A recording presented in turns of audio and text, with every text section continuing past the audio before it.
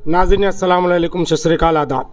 आज भी ऐसी टीम जारचा कस्बा जारचा में एक हिंदुस्तान नहीं बैरून हिंदुस्तान और पूरी दुनिया में जानी मानी हस्ती यहाँ पर तशरीफ़ लाई हैं, जनाब शहज़ादा गुलरेज़ साहब, जो वाली जनाब मौलाना कमर सुल्तान साहब के दौलत खाने पर हैं। लिहाजा हमारा फ़र्ज़ बनता है कि इस अजीम शख्सियत के बारे में थोड़ा सा जानें, और आइए इनसे जानकारी के लिए मैं गुजारिश करता हूँ जनाब मौलाना कमर सुल्तान साहब जारचवी से कि थोड़ा सा आगा के बारे में, अब्बास डे के बारे में, आज अब्बास डे के मौके पर ये यहाँ पर तशरीफ़ लाए हैं, लिहाजा इनसे थोड़ा सा इनके बारे में जानकारी दें। जी लाओ मुझे दे दो। अल्लाहुम्मा सल्ली अला मुहम्मद व आले मुहम्मद। बिस्मिल्लाहिर्रहमानिर्रहीम। अल्हम्दुलिल्लाहि रब्बिल आलमीन वस्सलातु वस्सलाम अला अहलिहा अजमईन। आज मोहतरम आली जनाब शहज़ादा गुलरेज़ रामपुरी साहब जारचे में हैं, और ये इनकी ज़िंदगी के दायरे में और तूल व अर्ज़ में पहला मौका है जो आज जारचे में है। मेरी गुजारिश को कबूल किया। मैं इनकी इज़्ज़त अफ़ज़ाई के लिए इनकी खिदमत आलिया में ये चाहूँगा कि आज इनकी ज़बान से शहज़ादा गुलरेज़ सामने आ जाए और मोमिनीन ज़्यादा से ज़्यादा उस पर तवज्जो दे सके, और हम इसीलिए ये बयान नेट पर पहुंचा रहे हैं ताकि लोग इससे फ़ायदा उठा सके। उससे कबल मैं ये अर्ज़ कर दूं कि शहज़ादा गुलरेज़ साहब से मैं कई बरस से इस महफ़िल के लिए गुजारिश गुजार रहा हूं कि जश्न अब्बास अलमदार में आपकी शिरकत होना चाहिए। इस साल ये मौका मिला और वो तशरीफ़ लाए। नाज़रीन किराम, मैं आपकी खिदमत आलिया में ये अर्ज़ करना चाहता हूँ कि ये जो जश्न है ये खानवादा नसीरुल हसन रिज़वी, उनके बेटे मर्दान अली रिज़वी की औलाद में मज़हर सुल्तान, कमर सुल्तान, नातिक अली, बारिक अली, शजाअत अली, ज़मानत अली, इनके ज़रिए से इमाम बारगाह हुसैनी दालान में वाक़े होता है, जो कि जारचा में एक कदीमी इमाम बारगाह है। इस जश्न अब्बास की बुनियाद असलन मुश्किल कुशाई, बाबुल हवाइज होना और सुबूत व इसाबत होना असलन मुरादों को मंजिल मकसूद मिलने की वजह से वजूद पजीर हुआ है। ये बहुत दिन से जश्न अब्बास अलमदार होता है और ये बात जारचा सादात में और दीगर शोराए किराम जो यहाँ आते हैं गूंजती है।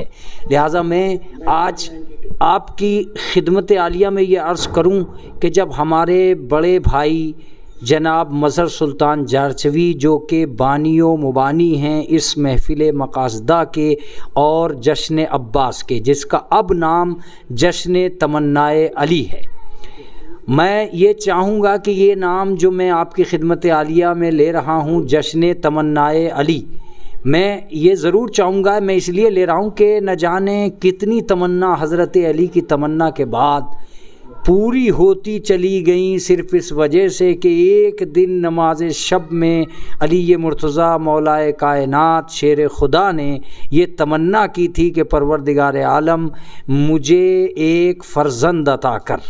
वो फ़र्जंद की तमन्ना हज़रत अली अलैहिस्सलाम ने जनाब अब्बास अलैहिस्सलाम के लिए की थी। उसके बाद तमन्नाओं का हुजूम दरे हज़रत अब्बास पर दस्तक देता रहा और मुसलसल न जाने कितनी मन्नतें, कितनी आरज़ुएँ लोगों की पूरी होती रहीं, और हज़रत अब्बास बाबुल हवाइज के नाम पर एक साया कौम व मिल्लत के अफराद पर ही नहीं, गैर अक़वाम व मिलल में भी वो साया बरकरार रहा। मज़हर सुल्तान रिज़वी जारचवी ने जब अपनी एजुकेशन को तमाम किया तो अब ये कोशिश हुई कि मईशत के लिए और ज़िंदगी गुजारने के लिए किसी सर्विस का होना बहुत ज़रूरी है। चारों तरफ हाथ पैर मारे जो एक कोशिश करने वाले का काम होता है, और एक एजुकेशन तमाम करने के बाद एक स्टूडेंट्स की लाइफ में शामिल हाल होता है। चारों तरफ हाथ पैर मारने के बाद कोई बात बन नहीं पा रही थी। हमारे बराबर में हमारी ज़मीन एनटीपीसी ने एक्वायर की थी, वहाँ एक चिराग उम्मीद जला कि यहाँ नौकरी लग सकती है, यहाँ सर्विस मिल सकती है। लिहाजा मज़हर सुल्तान साहब ने अपने ताए अब्बा रागिब रज़ा से ये कहा कि अगर कोई बहुत अच्छी, रागिब रज़ा रिजवी जारचवी ये एक बहुत अच्छे शायर गुज़रे हैं जारचे में, मोमिन, मुक़द्दस, मोहतरम, मोहतशम। मैं समझता हूँ कि उनकी ज़िंदगी आइडियल रही है साहिबान वरा, नेक मुत्तकी अफराद के लिए। उनसे कहा कि अगर कोई सोर्स मिल जाए तो बहुत मुनासिब होगा। उन्होंने अपने बिस्तर से उठते उठते कहा कि भाई हमारे पास कोई सोर्स नहीं पाई जाती। ये सादा दिली ही इंसान को रासिखुल अकीदा बनाती है और बेहतरीन अकाइद का वारिस बनाती है। उन्होंने उठते उठते कहा कि 4 शाबान आ रही है, तुम ये जश्न मान लो कि मैं हज़रत अब्बास का जश्न किया करूँगा, लिहाजा इस जश्न की मन्नत मान लो। उन्होंने फ़ौरन, भाई साहब ने, मज़हर सुल्तान रिज़वी ने फ़ौरन ये कहा कि मैं अभी मन्नत मानता हूँ और हर साल इस जश्न को कराऊँगा। उसी वक्त उन्होंने मन्नत मान ली। वो एक पूरी फैमिली में उस वक्त तने तनहा थे। 3 दिन या 4 दिन के बाद उनको ज्वाइनिंग लेटर मिला कि मज़हर सुल्तान तुम अपने ऑफिस को संभाल सकते हो। ये थी वो हसरत व यास की दुनिया जो मज़हर सुल्तान के दिल में थी। तमन्नाओं का कागज़ उनके सामने था, सर्विस मुकम्मल हो चुकी थी, न कोई सोर्स काम आई न फोर्स। बाबुल हवाइज हज़रत अब्बास अलमदार ने मुश्किलें आसान कर दी, सहल आसान, और इस तरह ये मन्नती महफिल वजूद पजीर हो गई।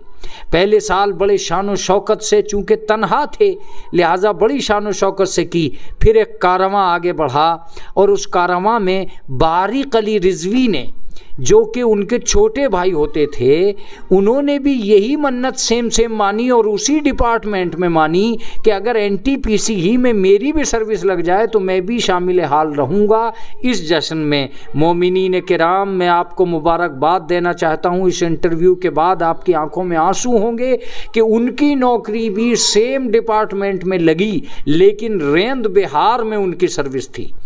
वो बहुत परेशान रहे। 2 साल परेशान रहने के बाद उन्होंने ये हज़रत अब्बास से कहा कि मौला मैं आपका जश्न करने इतनी दूर से आऊँगा, अगर आप मेरा ट्रांसफ़र करा दें। हम चंद कोशिशों के बावजूद भी ट्रांसफ़र नहीं हो सका। लेकिन एक वाक़या, सच्चा वाक़या, अच्छा वाक़या, तमन्नाएँ पूरे होने का वाक़या, मन्नत की दुनिया का वाक़या आप तक पहुंचा रहा हूं, ये सोचकर कि आप दिली मुरादों को पूरा कर लेंगे। उनका ट्रांसफ़र बग़ैर किसी ज़रिए और वसीले के एक अजनबी आदमी ने कराया और आज वो बड़ी शान से BAC जारचा उन्हीं का है जिनको बारिक अली रिजवी कहा जाता है। इसी जश्न अब्बास अलमदार में उनकी भी तमन्ना पूरी हुई। मैं आपसे जैसा कि वादा कर चुका हूं कि आज हमारे सामने हैं शहज़ादा गुल्लेज़ साहब। मैं उनसे पहला सवाल करूंगा कि आप पहले, शहज़ादा गुल्लेज़ साहब, ये BAC आपकी ज़िंदगी का एक गवाह बनना चाहता है। आपकी इस तवील मिदहत के अरसे में आपकी खिदमत में BAC का माइक है और वो चाहता है कि आप कुछ अपने बारे में बताएं। बचपन से लेकर जवानी तक मिदहत का सफ़र और मिदहत के सफ़र के बाद तजर्बात, अबुल फज़ल अब्बास अलैहिस्सलाम के बारे में कुछ मालूमात।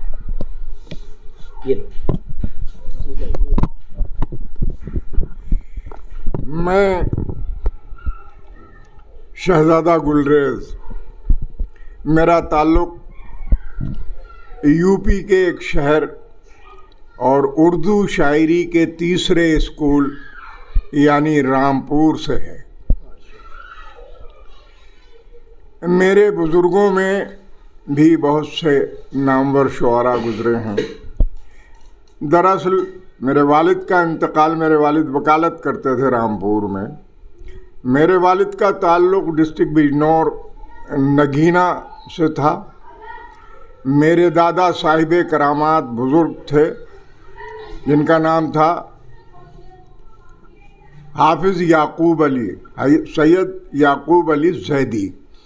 मैं जैसा कि बुज़ुर्ग बताते हैं और शजरे से पता चलता है कि ननिहाल और ददियाल दोनों से जैदी सैयद हूँ।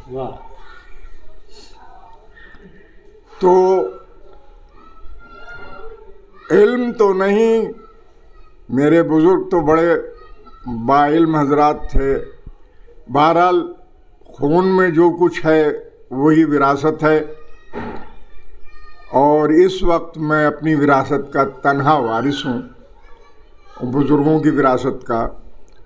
मेरे दादा के बारे में सब लोग जानते हैं, इतने साहिबे करामात बुज़ुर्ग थे वो, और नगीना उन्हीं का था।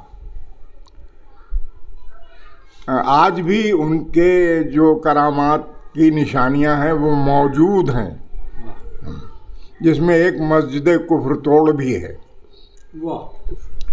और वो उसकी तफसील में जाने की ज़रूरत नहीं है मुझे, बहुत जैसा कि नाम से भी वाज़ेह है, कुफ्र तोड़ का मतलब नाम से भी है।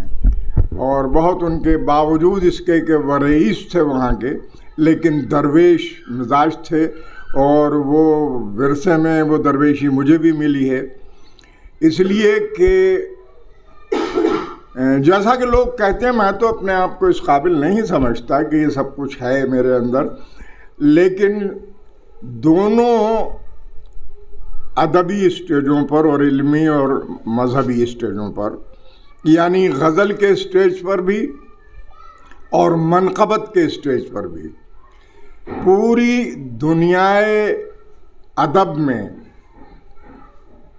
मज़हब के हवाले से भी और गज़ल के हवाले से भी बहम्दिल्लाह सदक़े में अहले बैत अतार के मेरा नाम बड़ी मोहब्बत से लिया जाता है। क्या बात। जारचे के बारे में तो मैं बचपन से सुनता था।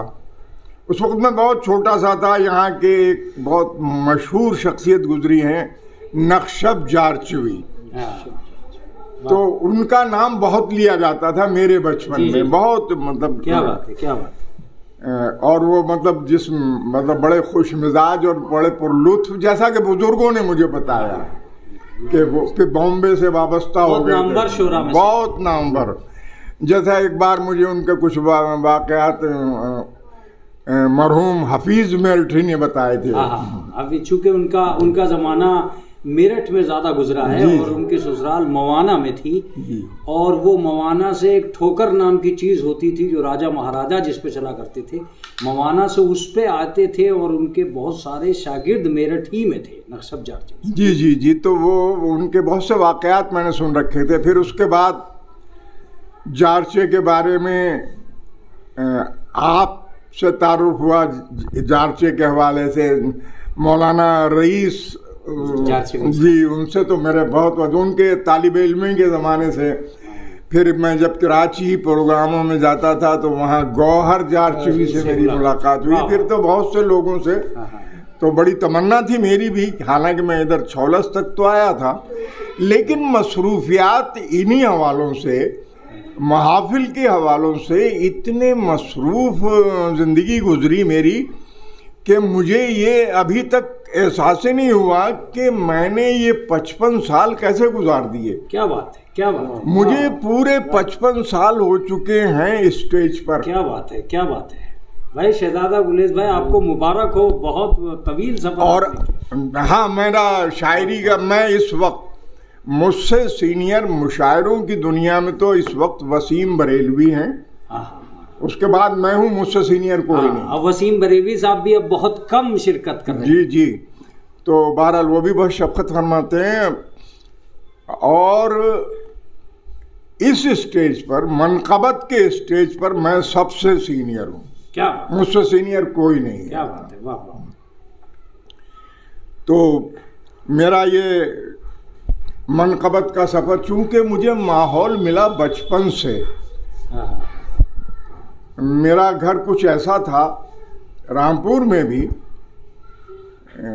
बहरहाल ये सब बुज़ुर्गों का था, मेरा तो कुछ भी नहीं है, कि वो इतना कुशादा था कि कोई तकरीब अजीज़ों में भी होती थी तो वो हमारे घर में जितने मेहमान आते थे, वो ऐसा होता है, हर बस्ती में होता है कि किसी ना किसी के यहाँ कि भाई वो हमारे कुछ मेहमान आ रहे हैं। लेकिन एक सवाल उभर के आ रहा है जी, कि तखल्लुस की दुनिया में, तखल्लुस की दुनिया में बहुत ज़्यादा अगर आप गहराई में जाएंगे तो आपको लगेगा कि बहुत सारे लोगों का तखल्लुस तो नामालूम दुनिया से आया है, बहुत सारे लोगों का बाकायदा शऊर से वाबस्ता रहा है। मैं ये समझता हूँ कि इस दौर में जहाँ तखल्लुस को भी कोई बहुत ज़्यादा तक़वियत और अहमियत और अज़मत नहीं दी जा रही, वहाँ आपके तखल्लुस के साथ साथ ये जो लफ्ज़ शहज़ादा लगा हुआ है, ये प्यार और मोहब्बत का पता तो देता है। किसी न किसी बुज़ुर्ग ने कहीं ना कहीं नज़र गायर और इश्क व मोहब्बत की दुनिया में आपको, और यकीनन आप शायरी की दुनिया में स्टेज पर शहज़ादा दिखाई दिए हैं, ये लोगों का कहना है। लेकिन इसमें जो गुलरेज तखल्लुस है, ये मैं जानना चाहता हूँ कि ये तखल्लुस क्या इससे पहले कोई और तखल्लुस भी रहा या डायरेक्ट गुलरेज ही आया? नहीं, ऐसा था कि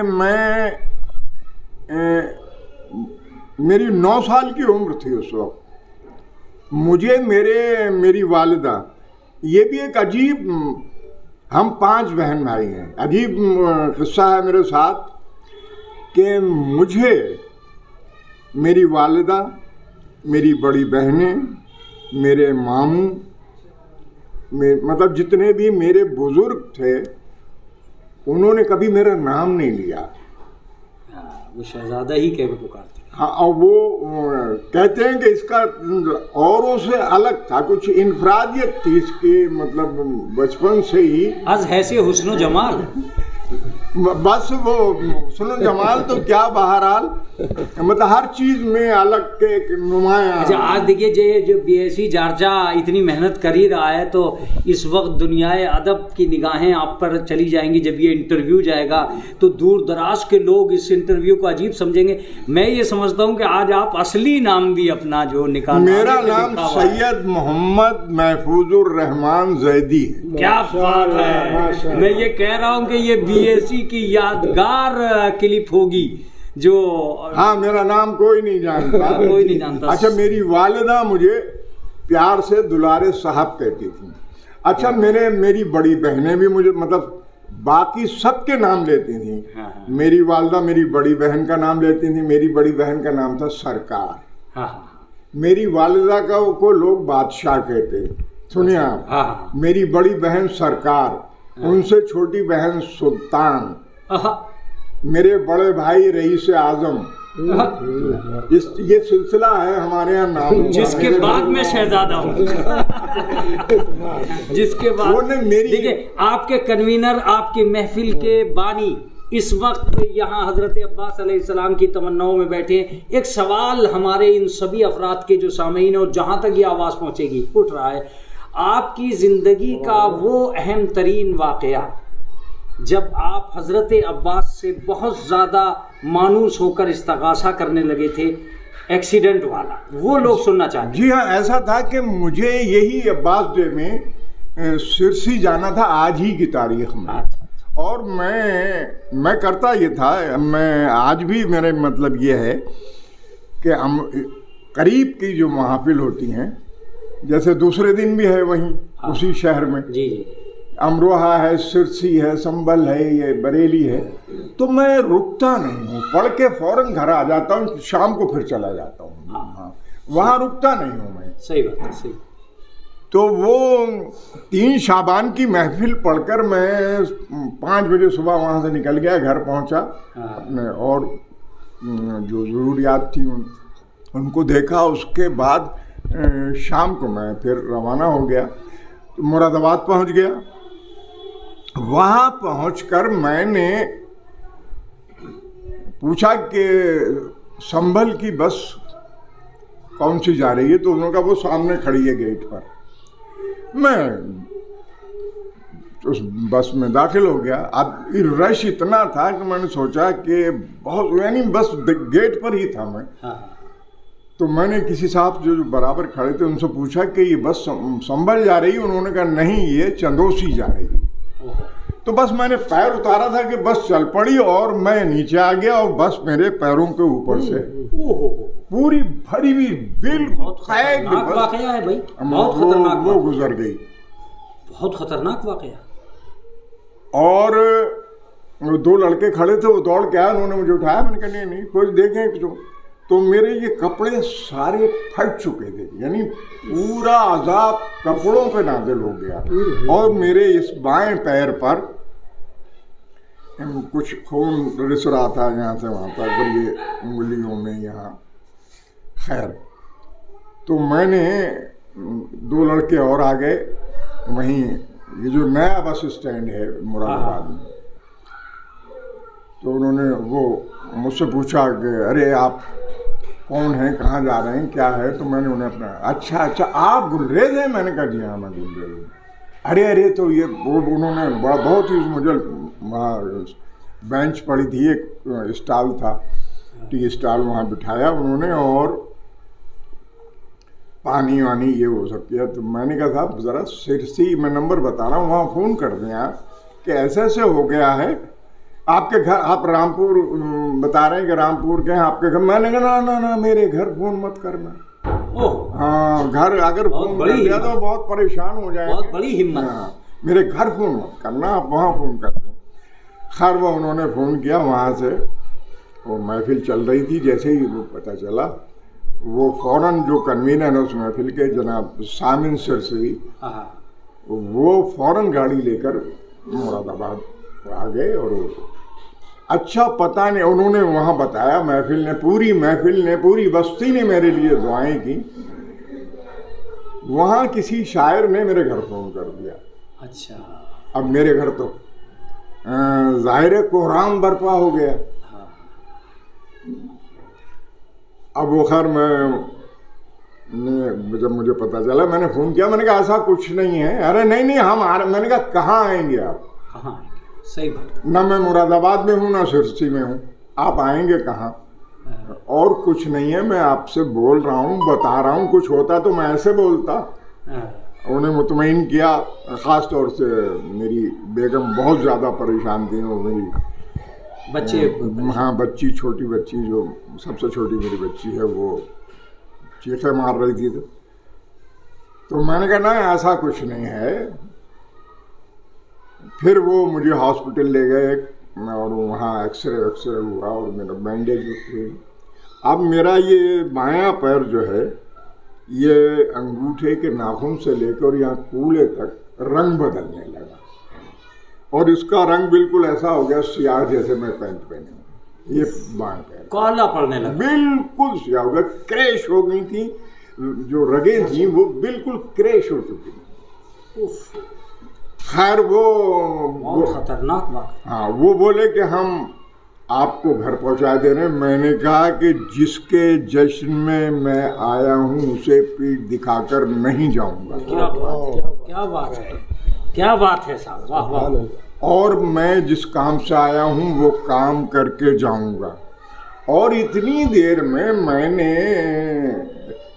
2-3 खते भी फिलबदी कह लिए, और वो भी मैं अर्ज किए दे रहा हूँ। भाई आप हैदर मौलाई साहब, ऐसे हालात, आप इधर आइए हैदर मौलाई साहब। ये बहुत अच्छा वाकया आज आपका माइक के हवाले हो रहा है, यूट्यूब पे नशर हो रहा है, और मेज़बान और ये जितने भी लोग बच्चे सुन रहे हैं बहुत मुतासिर हो रहे हैं। इस तरह के वाकयात को मैदान में आना चाहिए ताकि यकीन की शमा और ज़्यादा रोशन। बिस्मिल्लाह। तो मैंने मतलब उसी हालत में, क्योंकि शायर का जहन तो हर वक्त काम करता है, सोते में भी काम करता है। ये मेरा तजुर्बा है कि मैंने आलम ख्वाब में, मतलब नींद की हालत में शेर कहे हैं, और जब मेरी आँख खुली है तो अब मैंने सोचा है कि मैंने क्या कहा था, और जो कुछ याद आता था, क्या बात, कुछ तो मतलब नहीं आता था जहन में, लेकिन यानी वो कैफियत जो है वो एक, यदि उसे आमद की कैफियत कह सकते हैं। मैंने कहा एक कथा तो ये कहा कि जिंदगी मुझको दी है गाजी ने, जिंदगी मुझको दी है गाजी ने, सब कुछ उसका है अब मेरा क्या। जिंदगी मुझको दी है गाजी ने, सब कुछ उसका है अब मेरा क्या है। आए और मुझको गौर से देखें, आए और मुझको गौर से देखें, जो ये कहते हैं मौजज़ा क्या है। क्या बात है, वाह वाह, सुभान अल्लाह, वाह वाह। आए और मुझको गौर से देखें। अच्छा देखिए, ये तो बिल्कुल उसी कैफियत का शाहिद है ये कथा, उसी कैफियत का शाहिद है। इसमें अगर आप देखना चाहें तो खुद आप खड़े हैं मुजस्सम होकर। दूसरा कथा भी सुनना जी चाहेंगे जी साहब जी, लोग? मैं इसके दे रहा हूँ। लड़खड़ाते ही मुझे हाँ। किसने सहारा दे दिया, लड़खड़ाते ही मुझे, लड़खड़ाते ही मुझे किसने सहारा दे दिया।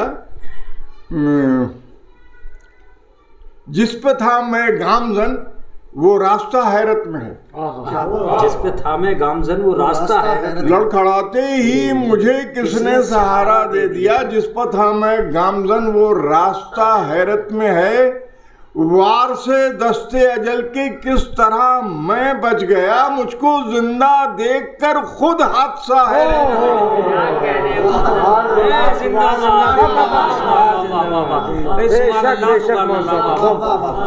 शहजादे भाई क्या कहने हैं, सुभान अल्लाह। अल्लाह आपको सलामत रखे और आपको और बहुत ज्यादा जिए आप, बहुत ज्यादा। क्या बात है, क्या बात। लड़खड़ाते ही मुझे किसने सहारा दे दिया, जिस पर था मैं गामजन वो रास्ता हैरत में है।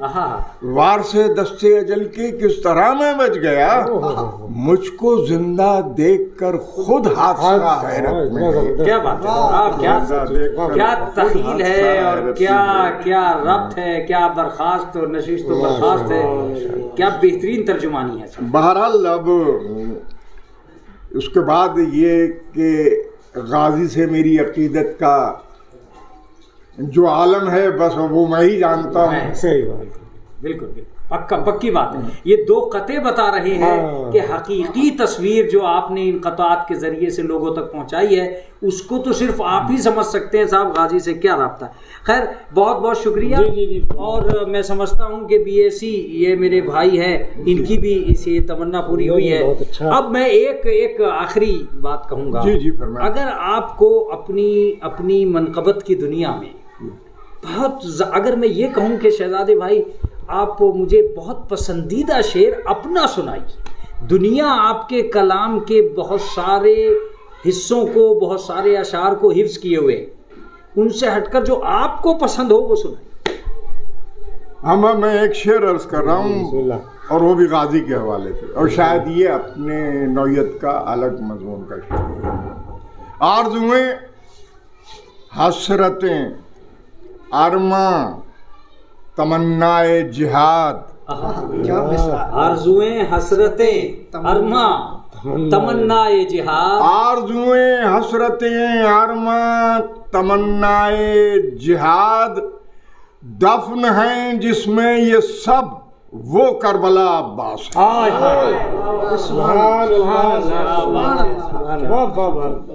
आरज़ुएं हसरतें अरमा तमन्नाए जिहाद, दफन हैं जिसमें ये सब वो करबला अब्बास। बहुत बहुत शुक्रिया शहजादे गुल्ले साहब, बीएसी की जानिब से टीम से आपके मेज़बान का भी शुक्रिया मज़हर सुल्तान रिज़वी, जिन्होंने ये मौक़े फराहम किए। बाआखिर दावाना अनिल हम्दुलिल्लाहि रब्बिल आलमीन।